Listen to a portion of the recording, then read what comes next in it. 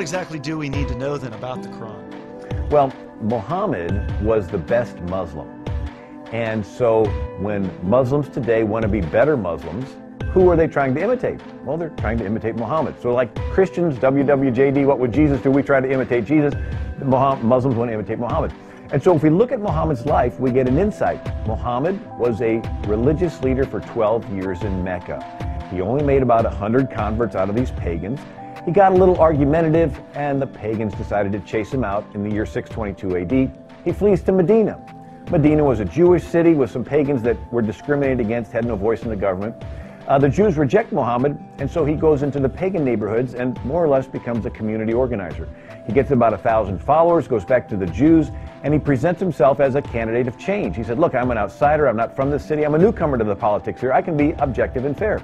So they make a covenant with Muhammad, and he becomes a political leader in Medina. So now he's a religious leader and a political leader.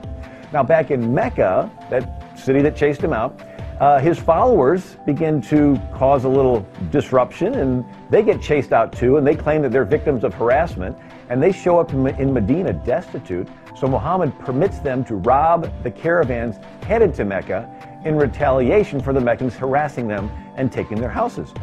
And so Muhammad had 300 warriors. They'd hide along the caravan routes, and he had a whole chapter of the Quran revealed to him on how to distribute booty from robbing caravans, Surah 8, chapter 8. And so the Meccans send 1,000 soldiers to protect their caravan in 624 AD, and Muhammad with just 300 defeats 1,000.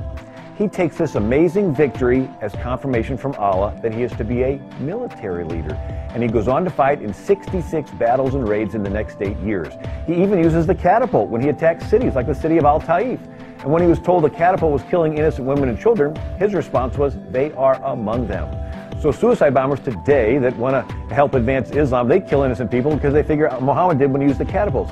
And so when we understand he's a religious leader, a political leader, and a military leader, those that follow him shows that Islam is not just a religion, it's a political system and a military system. And so why should we be surprised when we see some of his followers want to imitate his life a little closer? And so Islam's one word with 3 meanings. I use a little allegory to help explain it. The word light, L-I-G-H-T, right? What does it mean? Well, it's a source of illumination, like a lamp. So it's a noun, a thing. Light is also an adjective. It's the opposite of the word heavy, right? It's descriptive. And light is also a verb, like I'm going to light a forest on fire. So it's one word, but it's a noun, an adjective, and a verb. Well, Islam is one word, and some of the fundamental ones want us to treat them like a noun, yet they want to act like a verb. And so we see that under the guise of religion, there's an entire new political and military system that's being introduced.